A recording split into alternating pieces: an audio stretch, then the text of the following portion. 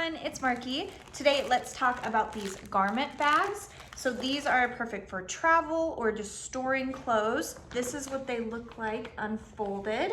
They do have this little opening here at the top, so you would just stick your hangers through that, hang your clothes, put them in the bag, and then the hooks of the hangers just come outside the top there. This gray material is super breathable, so your clothes aren't gonna get all musty and have that gross like stored smell.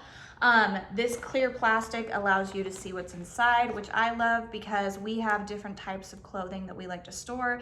My husband will store his suits and they fit them perfectly. I like to store my winter clothes when it's summertime, all of my coats, my kids' coats, things like that, just so they're out of the way.